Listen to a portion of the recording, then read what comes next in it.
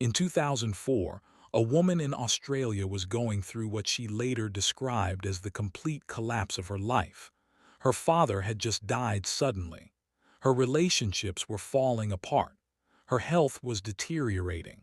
Her production company was on the verge of bankruptcy. She was, by almost every measure, at the bottom.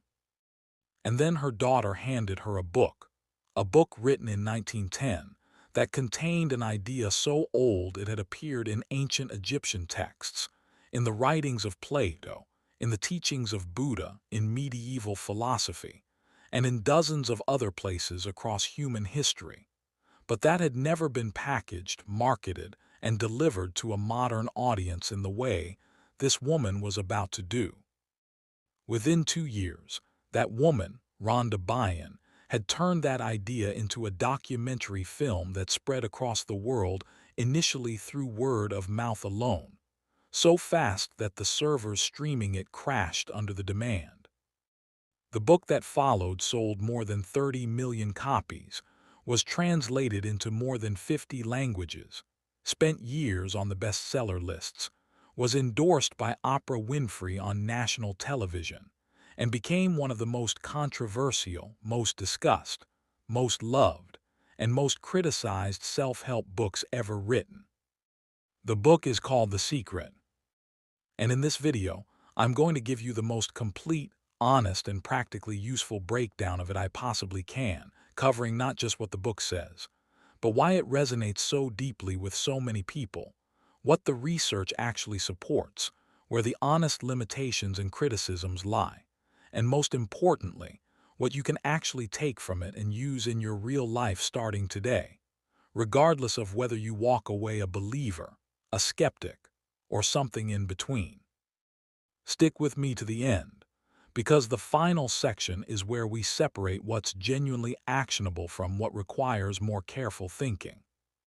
Let's start with the core idea, stated as plainly as possible.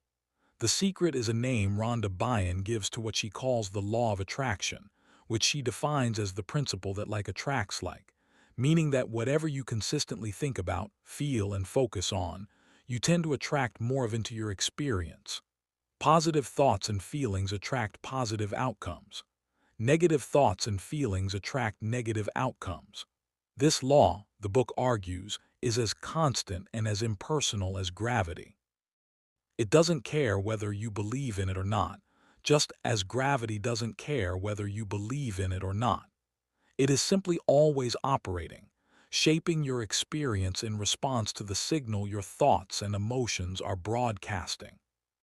The book frames this as a literal universal law, a force as real and as scientifically grounded as any physical law, though the specific scientific claims it makes are considerably more disputed than it acknowledges, and we'll come back to that honestly in a later section.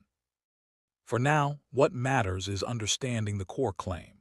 Your predominant thoughts and feelings are continuously drawing corresponding experiences toward you, and becoming aware of this, and deliberately shifting what you think and feel, is what Rhonda Byrne calls the secret that powerful, successful, and fulfilled people throughout history have known and used, consciously or unconsciously, to create their results.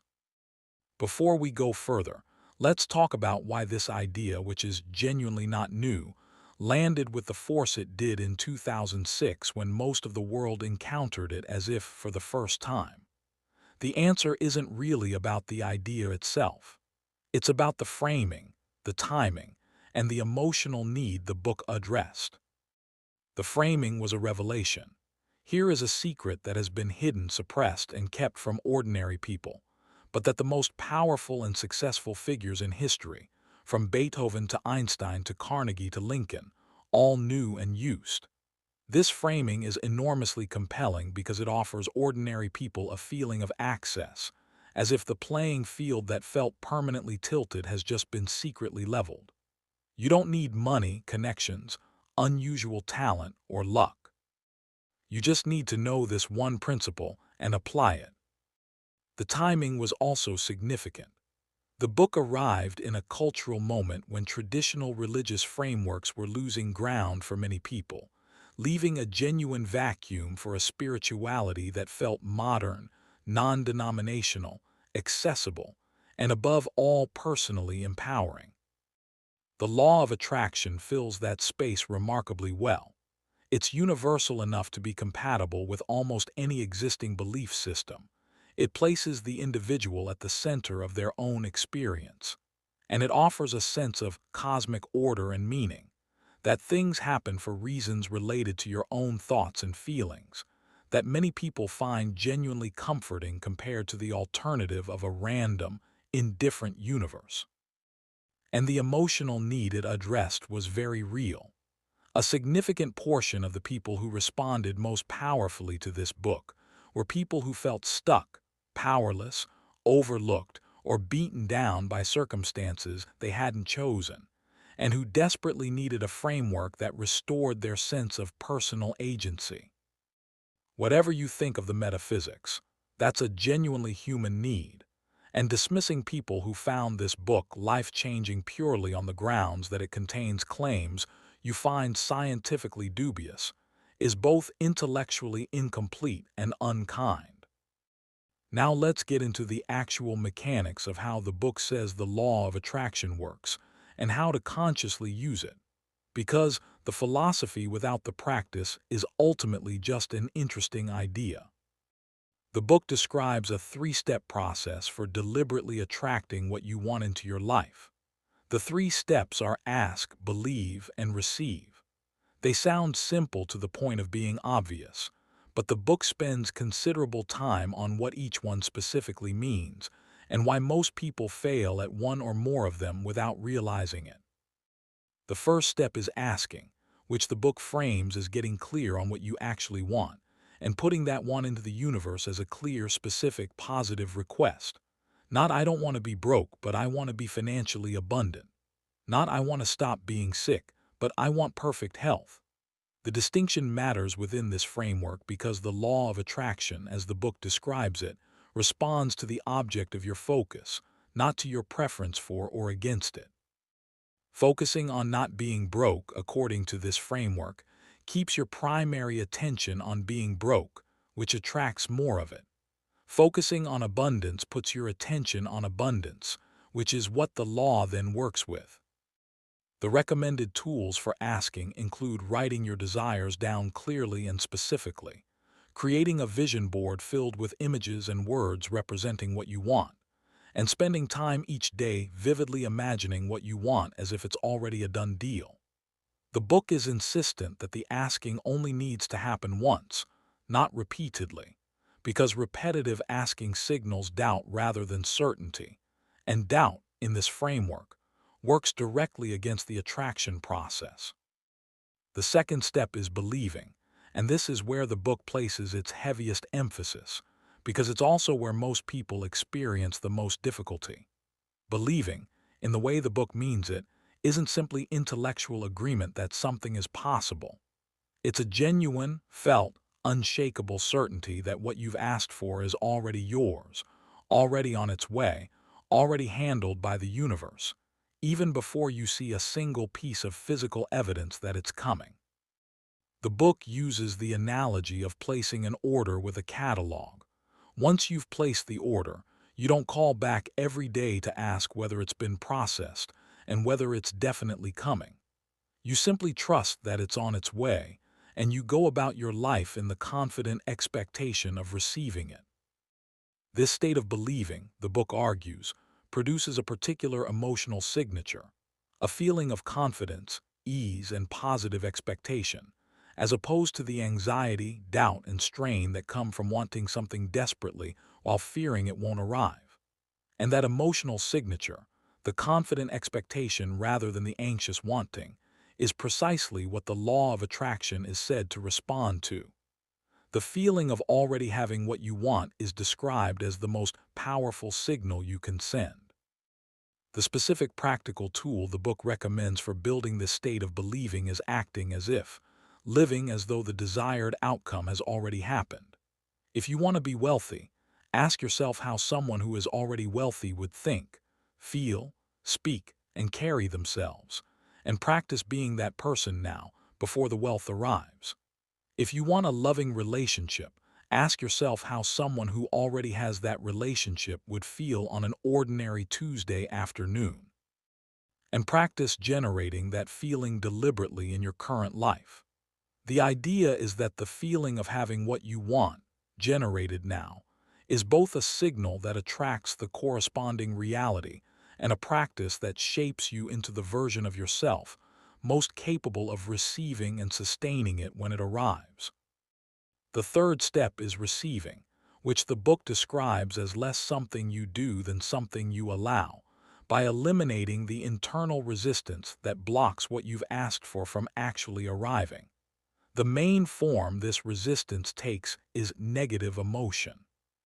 If you've asked for financial abundance, but every time you look at your bank account you feel fear, resentment, or a deep conviction that you'll never be wealthy, those feelings are understood in this framework as a countermanding signal that actively works against what you've asked for.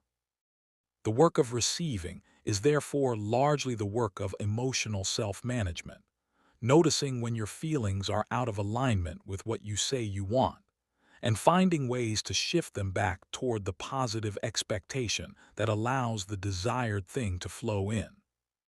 The book introduces a specific tool for this called the emotional guidance system, which is essentially the practice of using how you feel in any given moment as a real-time indicator of whether your current thoughts are aligned with what you want or working against it.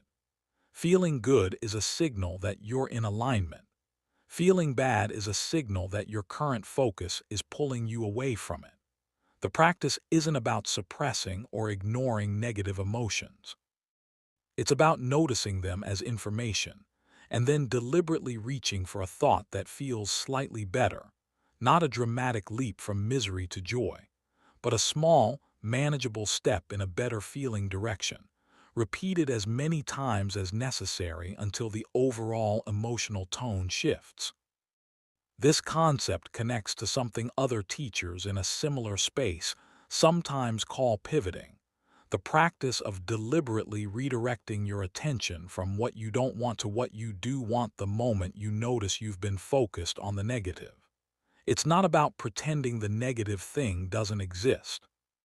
It's about recognizing that sustained attention on it makes it more prominent in your experience, while choosing to redirect attention toward what you actually prefer gives the preferred outcome more of the mental and emotional energy that, in this framework, literally draws it toward you. Let's talk now about gratitude, which the book gives a great deal of emphasis to as a specific, powerful tool within the law of attraction framework, and which connects directly to the previous video we covered about the magic. The book argues that gratitude is one of the most reliable ways to access the high emotional frequency that aligns you with what you want, because it's nearly impossible to genuinely feel grateful for something you love while simultaneously feeling resentful, fearful, or despairing about your life. Gratitude acts as an emotional elevator, lifting you into a state that the law of attraction then responds to by delivering more of what you can be grateful for. The practical recommendation is simple. Spend time each morning and evening deliberately feeling genuine gratitude for things that are already present in your life, and allow that feeling to linger and amplify rather than rushing past it. The more specific and genuinely felt the gratitude, the stronger the emotional signal it sends, and the more powerfully it shifts your overall attentional and emotional baseline. Now let's discuss visualization in depth, because this is the practice the book returns to most frequently and builds the most specific guidance around. The recommended practice is to spend time each day, ideally morning and evening, sitting quietly and vividly imagining yourself already in possession of whatever you've asked for. Not thinking about it from the outside, wishing for it as if it's far away, but placing yourself inside the experience of already having it, feeling the specific sensations associated with it, seeing the details of the environment around you, hearing the sounds, noticing your own emotional state inside that imagined reality. The reason visualization gets so much emphasis in this framework is that, from the law of attraction perspective, the universe responds to the emotional signal generated by the visualization, and a vividly felt, sensory-rich visualization generates a stronger emotional signal than a vague, conceptual one. From a more conventional psychological perspective, visualization has genuinely strong research support as a performance tool, particularly in sports psychology, where it's been used by elite athletes for decades. The neurological explanation is similar to what we discussed in previous videos. Vividly imagining an experience activates many of the same neural pathways as actually having it, which can both strengthen relevant skill patterns and create a felt sense of familiarity and confidence around the desired outcome before it arrives. One specific visualization technique the book recommends is what it calls a secret shifter, an image or memory that reliably produces a strong positive emotional response, kept in reserve for moments when your emotional state is particularly low or resistant.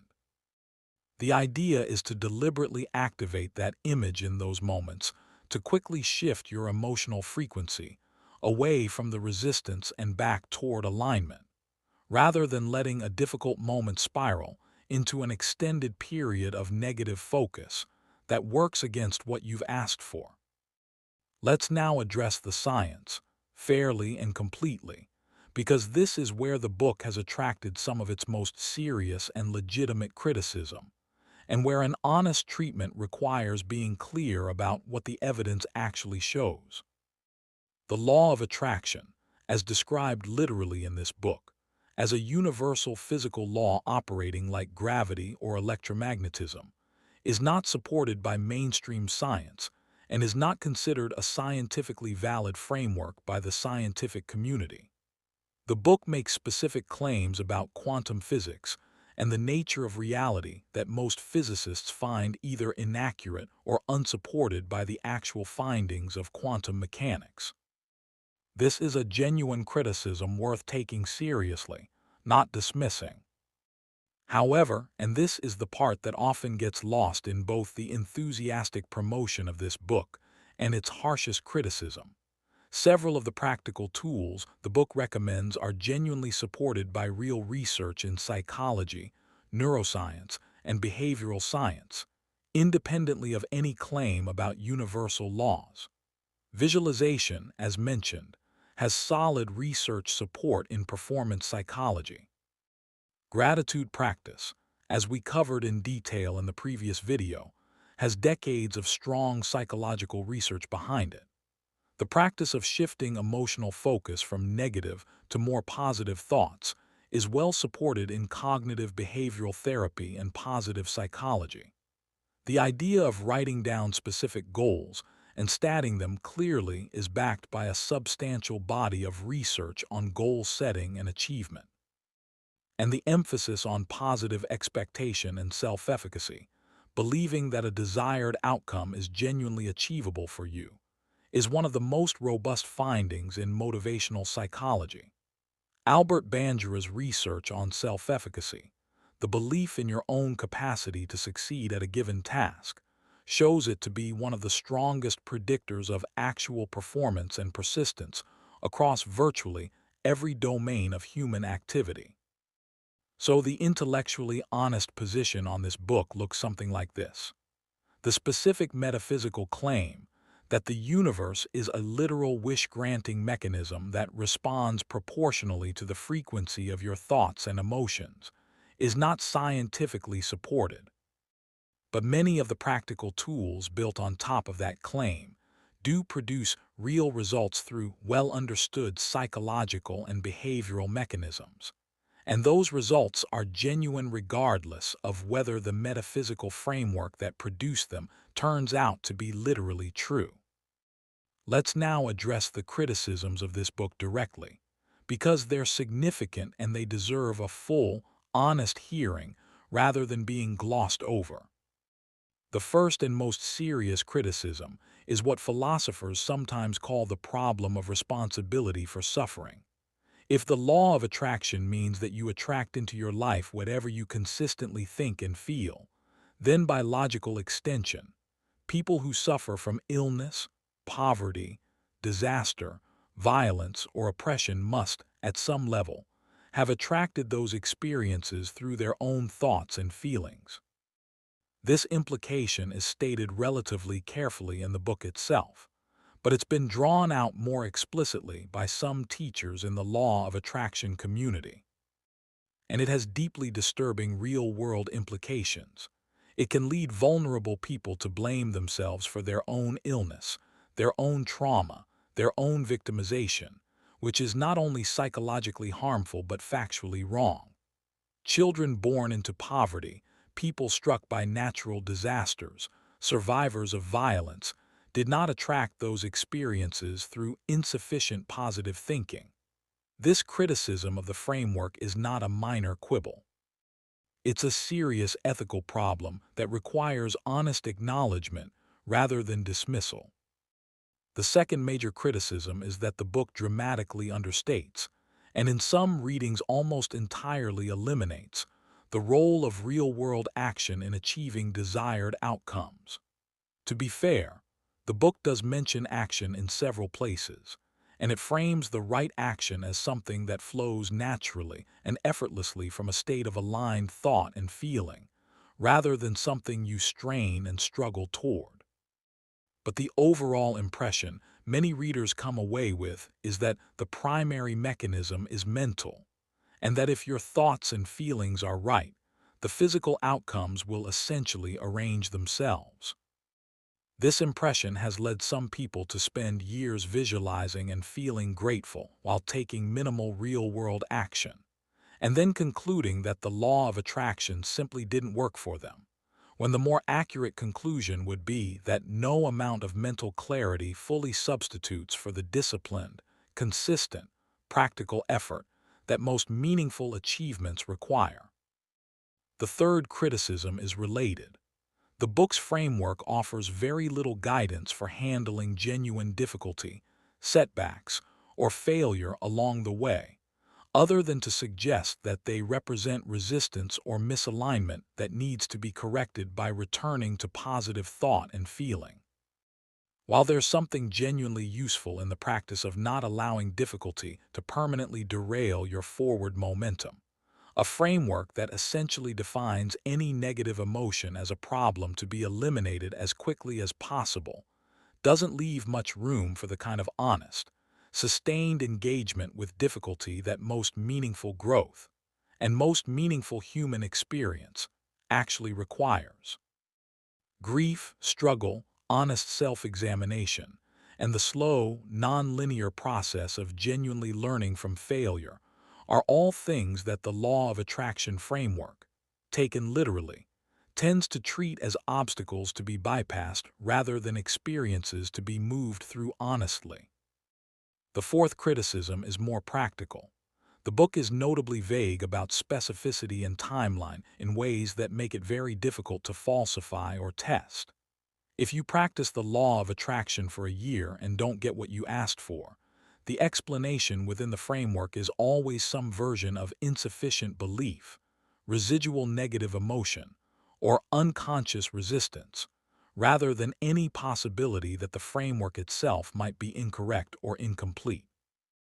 This unfalsifiability makes it very difficult to learn from failed attempts in any rigorous way, since every failure can always be attributed to the practitioner rather than the practice. These are serious criticisms, and a genuinely honest engagement with this book requires holding them alongside whatever genuine value the practices offer, rather than pretending either the value or the problems don't exist.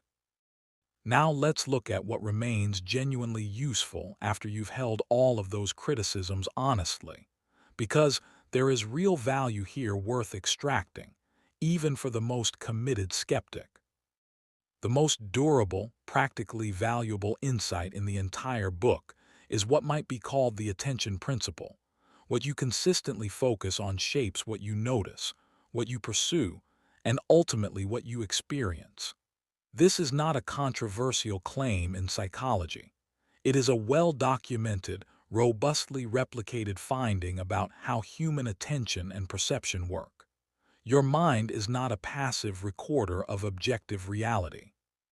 It is an active filter, perpetually selecting from an overwhelming flood of available information, the subset it considers relevant and worth surfacing into conscious awareness. And the primary driver of what that filter considers relevant is what you've consistently told it, through repeated attention and emotional engagement, to look for. This means that someone who predominantly focuses on scarcity, threat, and what isn't working tends to live in a world that genuinely feels scarcer, more threatening, and more broken than the same world does to someone who has trained their attention toward opportunity, possibility, and what is working. Neither perception is fully complete or fully accurate. Both are real filters applied to the same external reality, producing genuinely different experiential outcomes. The practical implication is something the book gets genuinely right. Deliberately training your attention toward what you want, rather than habitually fixating on what you fear or lack, is not self-deception or wishful thinking. It is a real, functional shift in how your brain processes the world around you, with real, functional consequences for what you notice, what you pursue, and what you ultimately create. The law of attraction framing attributes this to a literal cosmic law. A more conventional psychological framing attributes it to attentional psychology and self-efficacy research. Either way, the practical tool produces measurable results. The second genuinely valuable insight is the power of clearly articulating what you want.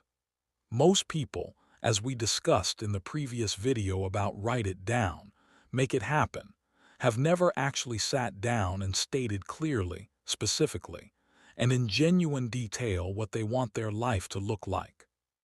The secret's emphasis on asking clearly, stating your desires specifically, and generating a vivid internal picture of the desired outcome is functionally very similar to the goal specification practices supported by decades of research in motivational and organizational psychology.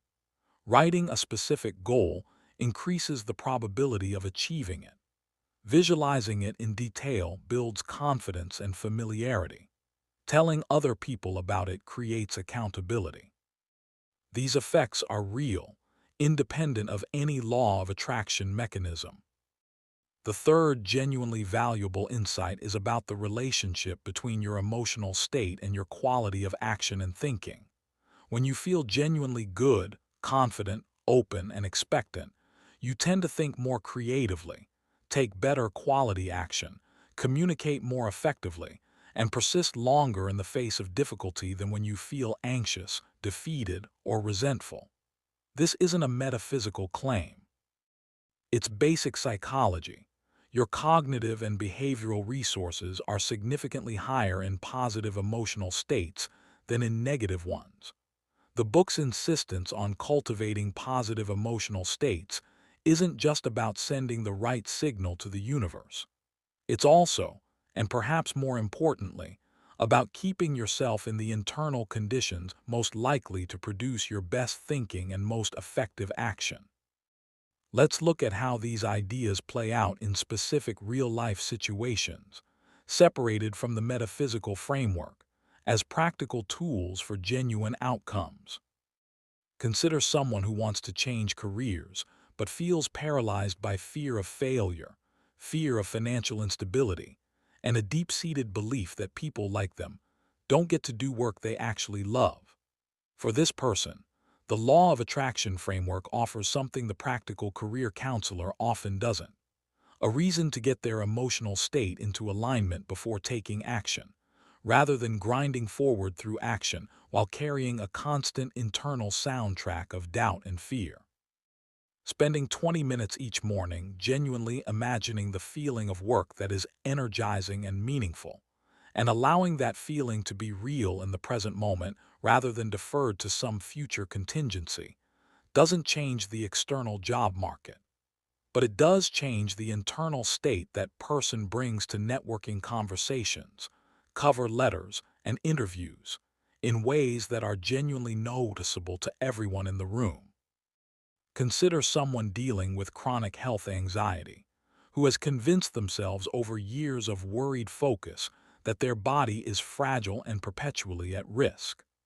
The law of attraction framework would suggest that this consistent mental focus on illness and vulnerability is literally attracting more of the same. A strictly psychological framing would say that this consistent focus is heightening their perception of bodily sensations, increasing actual cortisol levels through chronic stress, weakening immune function, and creating a self-reinforcing loop where the anxiety produces physical symptoms that confirm the anxiety. Either way, the practical tool is the same: deliberately shifting attention toward what is functioning well in the body, and cultivating a genuine feeling of health and vitality as a present-tense practice rather than a deferred hope, tends to interrupt that loop through real, measurable mechanisms. Consider someone who believes money will never be consistently available to them, whose parents lived paycheck to paycheck, and whose own financial life has followed a similar pattern. The law of attraction framework would say this person is in a poverty consciousness that literally repels abundance.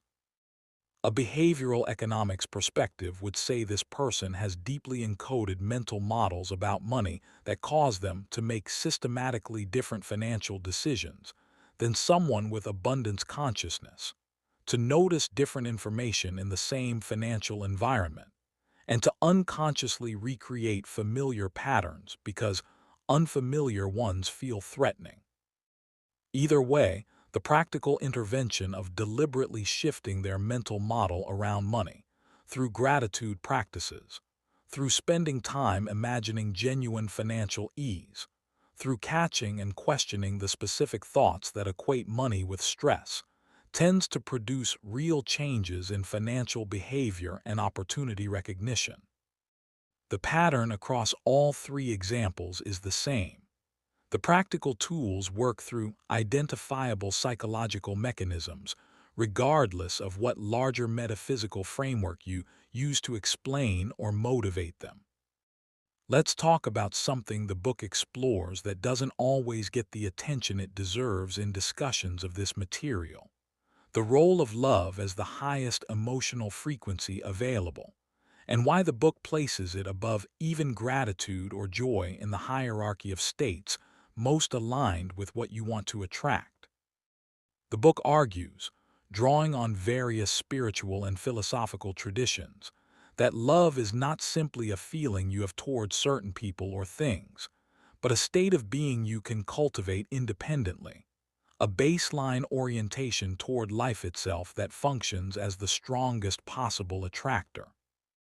The practical implication is that people who move through their ordinary day in a genuine state of warmth, appreciation, and openness toward everything they encounter, not reserved for the people they personally care about, but extended broadly to the stranger on the street, the colleague who tests their patience, the city they live in, the body they inhabit, are in a fundamentally different relationship with their experience than people who move through the same day in a state of guardedness, judgment, or emotional neutrality. This idea might sound abstract or spiritual, but it has a more concrete psychological analog in what researchers sometimes call approach versus avoidance orientation. People who habitually approach their environment with openness, curiosity, and warmth tend to notice more opportunities, form more and stronger social connections, generate more creative solutions to problems, and experience more moments of genuine positive emotion than people who habitually approach their environment in a more guarded, threat-aware, or defensive mode. These differences in habitual orientation produce genuinely different life outcomes over time, not because the universe has favorites, but because the approach-oriented person is consistently operating with a richer informational environment and a more available cognitive and social resource base. Let's now spend some time on the specific daily, practices the book recommends for people who want to actually apply this material, because ultimately a philosophy without a practice is just a belief, and a belief, however compelling, doesn't produce results on its own. The first practice is the morning intention. Before engaging with any external demands, take a few minutes to deliberately set your emotional tone for the day. The specific method the book suggests is to think about what you want your day to feel like, to imagine the most important things going well, and to generate the feeling of that success in your body before you step out to meet the day. This doesn't need to be long. Even 3 to 5 minutes of genuine, felt positive intention for the day ahead has a measurable effect on the attentional and emotional set point you bring to the first challenges you encounter. The second practice is the appreciation inventory, a slightly different form of gratitude practice that emphasizes savoring rather than simply listing. Instead of writing 10 things you're grateful for and moving on, you spend real time with 2 or 3 things, allowing yourself to genuinely appreciate them in depth, noticing all the different ways they make your life better, what it would be like without them, the specific details of why they matter to you. The depth and duration of genuine appreciation, according to the book's framework, is what generates the emotional signal that attracts more to appreciate. From a psychological perspective, depth of savoring has been shown to produce more durable positive affect than quick, surface-level acknowledgement of the same positive experiences. The third practice is the bedtime review. At the end of each day, before sleep, deliberately recall the best moments of the day, the things that went well, the pleasant exchanges, the small beauties you noticed, the moments of genuine connection or effectiveness, and allow yourself to feel the appreciation for each one for a genuine moment. This practice serves a specific neurological function.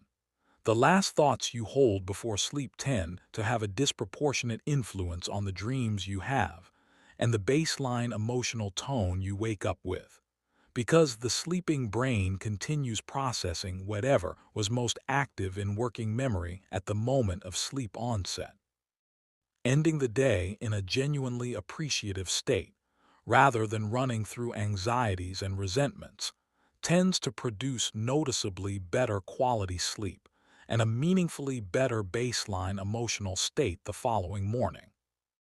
The fourth practice is what the book calls checking in with your emotional guidance system throughout the day, building the habit of brief, regular attentional check-ins, where you simply notice how you're currently feeling.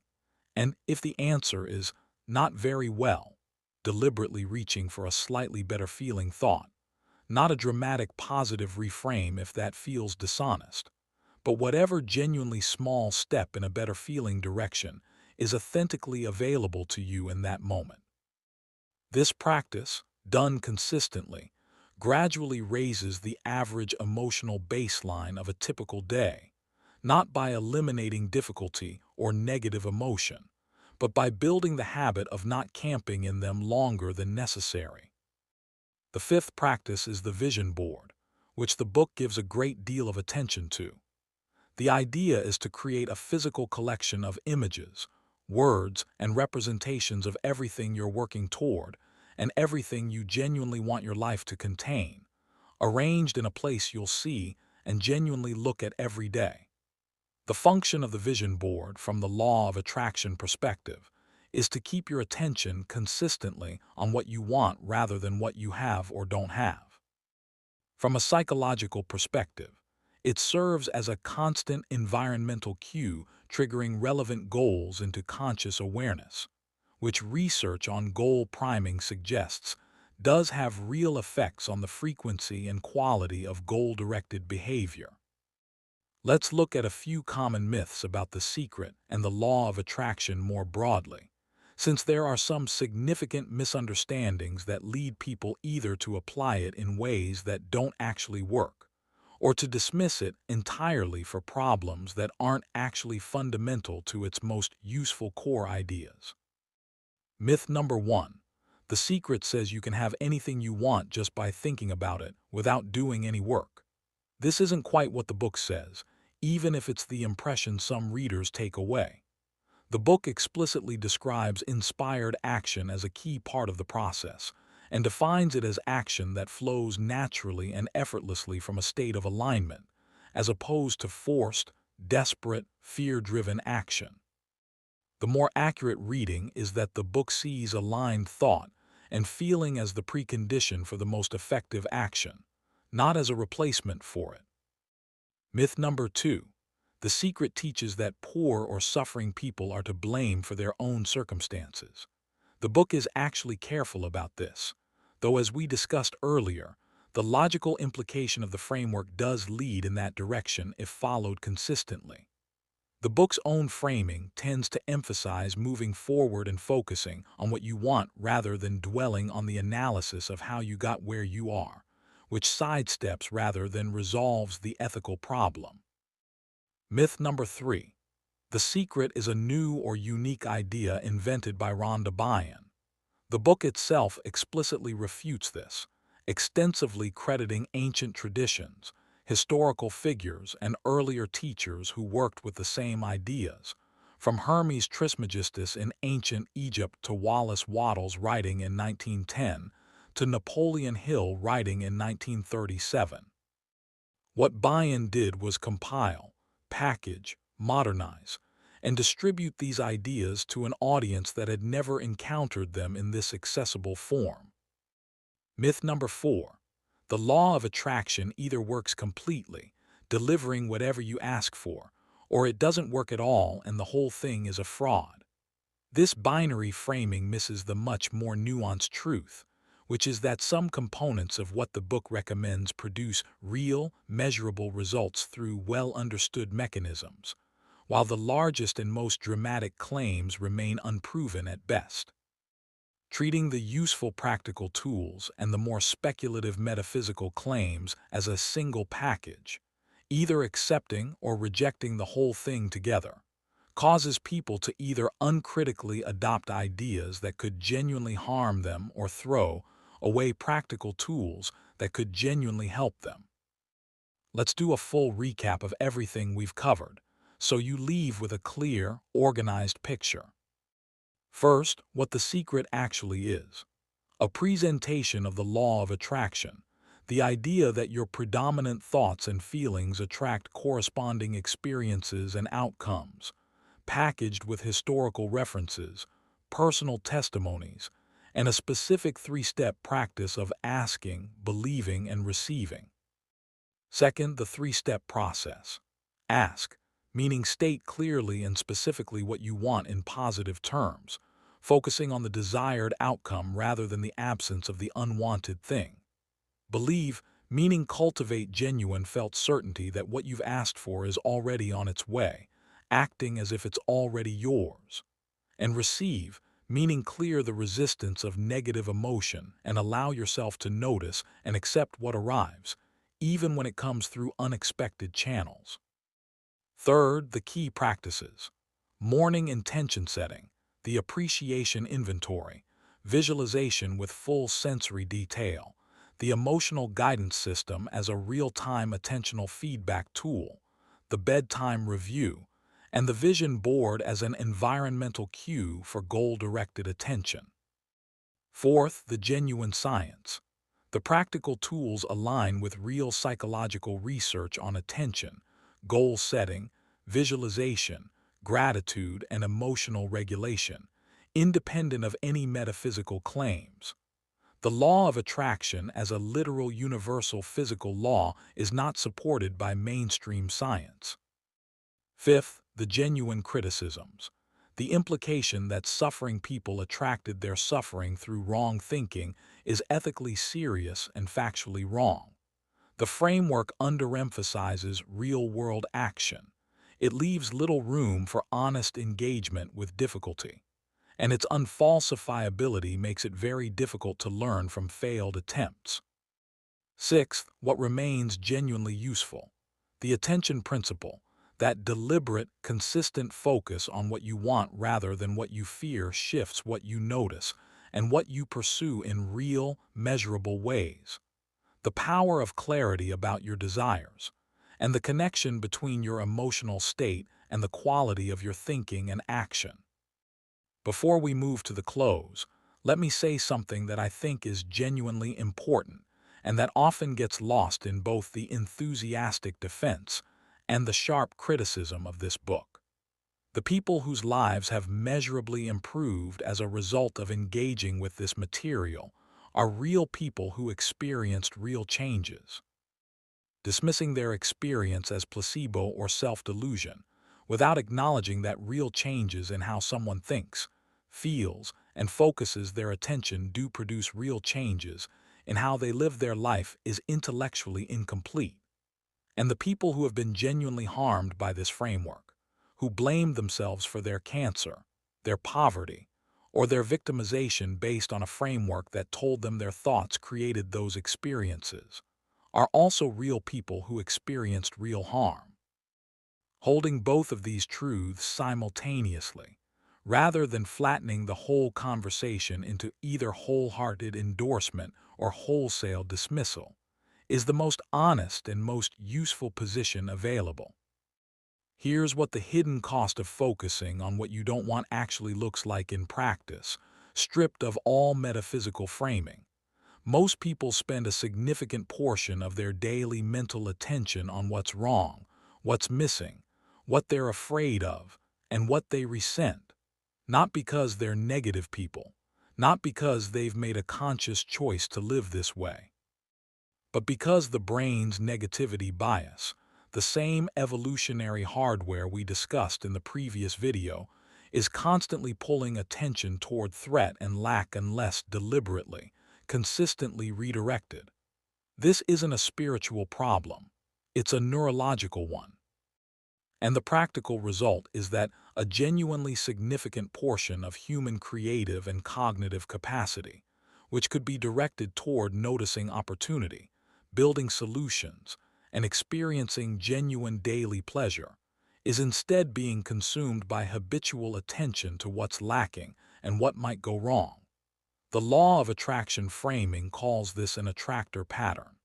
Attentional psychology calls it a negativity loop. Either way, the experience of the person caught in it is the same. A persistent background sense of not quite enough, not quite right, always working toward but never fully arriving. And the practical intervention is the same regardless of which framework you use to explain it. Deliberately, repeatedly, specifically redirect your attention toward what is working, what is present, and what you genuinely want more of. So here's what tonight can look like.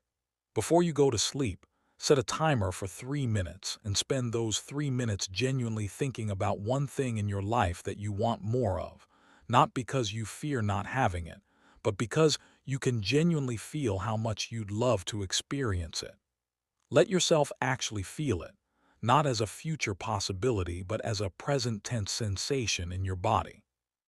Notice whether that feeling of positive expectation, however brief and however small, feels different from the usual end-of-day mental loop. Tomorrow morning, before you pick up your phone, spend 2 minutes in that same feeling. Notice what you notice during the day that follows, not as a test of whether the universe delivers, but as a simple experiment in whether the quality of your day feels different when it begins in a different internal state.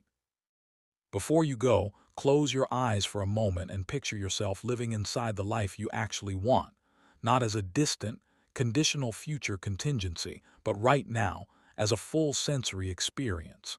The specific feeling in your chest, the particular quality of light, the sound of the people around you, the way time moves when you're living with genuine purpose and genuine appreciation. Stay inside that picture for 30 seconds rather than rushing past it. That feeling, held for 30 seconds with genuine attention, is the most honest single practice this book is really offering, stripped of everything else. It's available to you right now, before anything external has changed. And its effect on what you notice, pursue, and create in the coming days is more real than any metaphysical framework needed to describe it. Thanks for watching all the way to the end. Your next thought is as good a place as any to begin. Let's go deeper into the historical context of these ideas. Because one of the most genuinely interesting things about The Secret is that Rhonda Byrne isn't exaggerating when she claims that the law of attraction has been known and used by some of the most extraordinary people in history. Tracing these ideas back through time reveals something genuinely fascinating about how certain principles about the mind and reality have persisted across wildly different cultures, traditions, and eras, even when the vocabulary used to describe them looks completely different on the surface. In ancient Egypt, the Hermetic tradition, named after the mythological figure Hermes Trismegistus, articulated a principle often summarized as within, so without, meaning that the inner world of thought and feeling reflects and shapes the outer world of experience. In ancient Greece, Plato argued that the world we experience is shaped by the archetypal forms held in mind.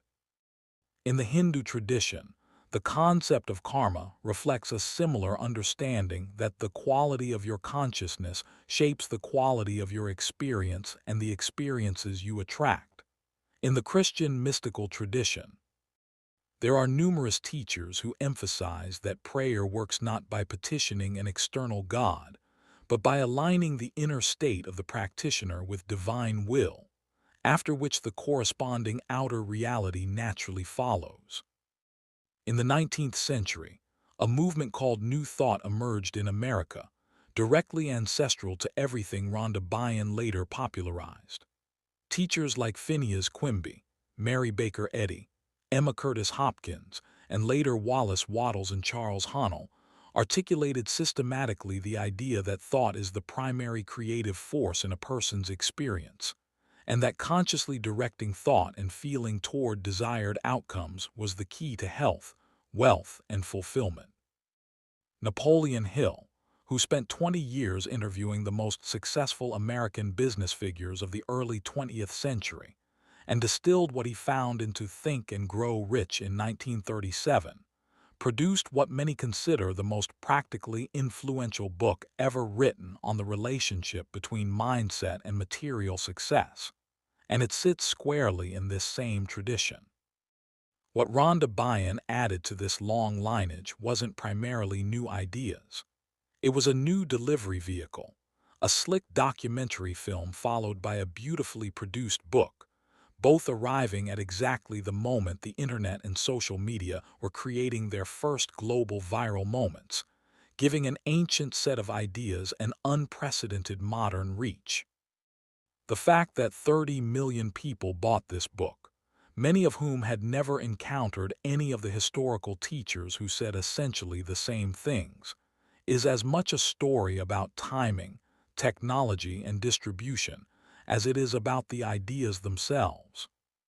Understanding this history matters for a practical reason.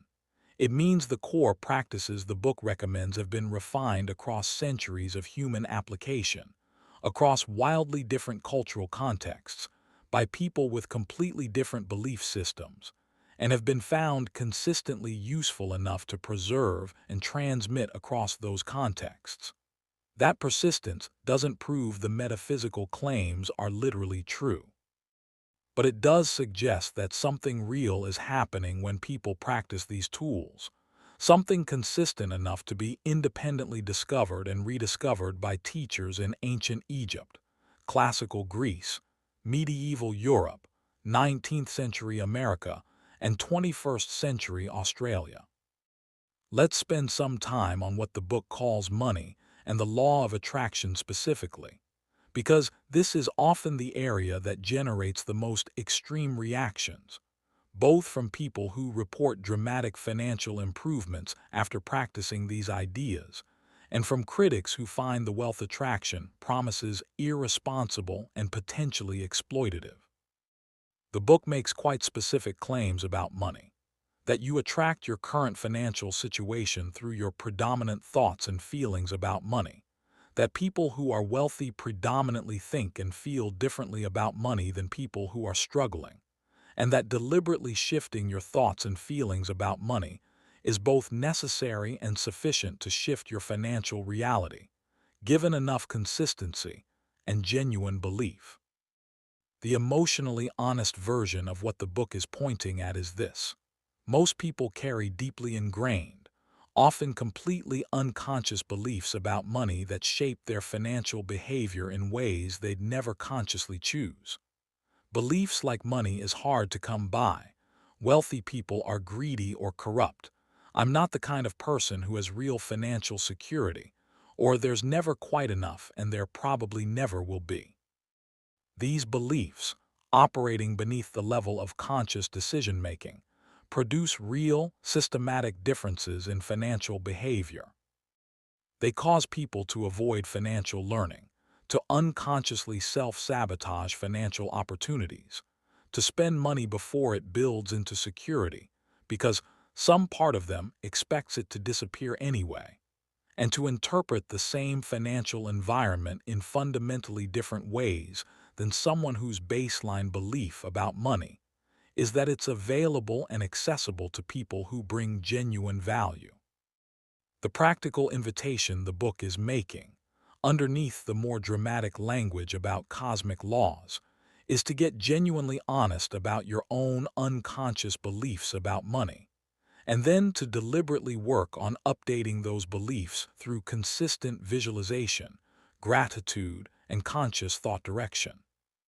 Whether this works because it shifts your neural programming around money, because it changes your moment-to-moment financial decisions and opportunity recognition, or because it literally changes the frequency you broadcast to a responsive universe, depends entirely on your philosophical starting point.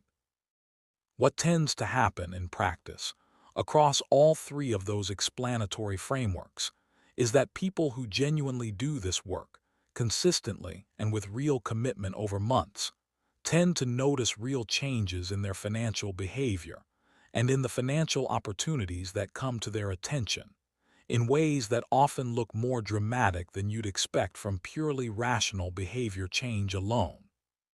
The important caveat is that visualization of wealth does not replace the development of genuine financial skills, sound spending and saving habits, real-world relationship building, or consistent, high-quality work. Someone who genuinely believes in abundance but consistently spends more than they earn and never develops marketable skills is not going to experience financial abundance. What the mental practices can do, genuinely and measurably, is remove the internal friction that prevents someone who already has the opportunity, the skills, and the time from taking the consistent action those resources would otherwise produce. Let's also talk about relationships, which the book addresses in its own right, and which is perhaps the area where the law of attraction framework has the most immediate, visible real-world support. The basic claim is that how you feel about other people, how you focus on them, and what you predominantly see when you look at them, shapes what they give you in return, because people are extraordinarily sensitive to how they're being perceived and treated. This observation doesn't actually require any metaphysical framework to find compelling. It's basic social psychology. People tend to reciprocate the quality of attention they receive. Someone who approaches interactions with genuine warmth, curiosity, and appreciation tends to draw out warmth, openness, and generosity in the people around them. Someone who approaches the same interactions with suspicion, judgment, or low expectations tends to draw out defensiveness, guardedness, and confirmation of those low expectations.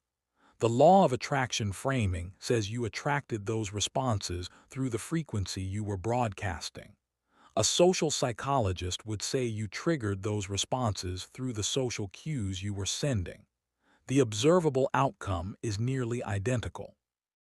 The book's practical recommendation for relationships is essentially the same as the gratitude practice for relationships we covered in the Magic. Instead of focusing on what's wrong with the people in your life, deliberately direct genuine, specific appreciation toward what's right about them, and let that appreciation inform how you actually show up in those relationships. This is not a passive exercise. It changes behavior in real, visible ways, which then changes how those people respond to you, which then changes the evidence you have available about whether people are trustworthy, generous, and caring, which then changes your beliefs about people generally, which then changes the quality of your next interaction. The loop is real, and it's entirely coherent without any reference to cosmic laws. Let me now address something that almost never gets discussed in conversations about this book, but that I think represents one of its most genuinely valuable contributions, and it has nothing to do with the law of attraction at all. The book, through its historical references and its collection of testimonies, is essentially a long, compelling argument that the inner life matters. That what goes on in your own mind, in the privacy of your own thoughts and feelings, in the quality of attention you bring to your own experience, is not a trivial background detail to the real business of doing things in the world. It's a primary, causal, shaping factor in what your life becomes. In a culture that is overwhelmingly externally focused, where success is measured almost entirely by external metrics, and where the inner life is considered, at best, a support system for external achievement and, at worst, a self-indulgent distraction from real work, this emphasis on the primacy and the power of the inner life is genuinely countercultural, and in many ways, genuinely necessary. Whatever you think of the specific metaphysical claims, the basic insistence that your habitual inner experience is worth taking seriously, worth examining, worth deliberately improving, and worth investing time and attention in, is a valuable correction to a worldview that has systematically neglected it. And that, ultimately, may be the most enduring contribution of The Secret to the landscape of popular self-development. Not the specific mechanics of the law of attraction, not the claim that the universe delivers in proportion to your frequency, but the simple, repeated, emotionally compelling invitation to take your own inner life seriously, to treat your habitual thoughts and feelings as consequential, to recognize that who you are on the inside shapes what you create on the outside, and to decide, as a genuine act of will, to become more deliberate about what you allow to occupy the most powerful real estate in your life, which is your own mind. That's an idea worth taking seriously, regardless of what framework you ultimately use to explain it. And it's one that, applied consistently and honestly, without the self-blame for suffering and without the dismissal of real-world action, tends to produce real, observable, positive changes in how people experience their days, their relationships, their work, and their sense of possibility. Not magic exactly, but something real enough that 30 million people, across 50 languages, thought it was worth buying, reading, and in many cases returning to again and again. So let's close with something practical. This week, just this 1 week, run a small, honest experiment. Choose one area of your life where you've been predominantly focused on what's wrong, what's missing, or what you're afraid of. It might be your health, your finances, your career, a relationship, or simply your general sense of what kind of life is possible for you. And for 7 days, every morning, spend 3 minutes deliberately focusing on what you want in that area, not on the absence of the bad thing, but on the genuine, felt presence of the good thing. Not as performance, but as an honest attempt to generate the feeling of what you actually want in your body, right now, for 3 minutes. At the end of the 7 days, ask yourself honestly, did the quality of my attention in that area change? Did I notice different things? Did I feel any differently going into interactions or decisions related to that area? You're not testing whether the universe delivered. You're testing whether 3 minutes of deliberate, positive focus produces a different experience than your default mode. That experiment is available to you right now, with no metaphysical commitment required. And its results, whatever they turn out to be, will teach you something real about the relationship between your inner attention and your outer experience. Before you go, take 30 seconds right now and feel something you genuinely appreciate, specific, real, already present in your life. Not as a technique, not as a performance, just as a moment of honest noticing. Notice what happens in your body when you let that appreciation actually land, rather than sliding past it the way most moments slide past most of the time. That moment, held for 30 seconds, is what every teacher in this lineage, from ancient Egypt to 21st century Australia, has been pointing toward, across every era and every cultural wrapping the ideas have worn. The words change. The underlying experience they're all trying to point you toward is the same. Thanks for watching all the way through. The experiment starts whenever you're ready to begin it.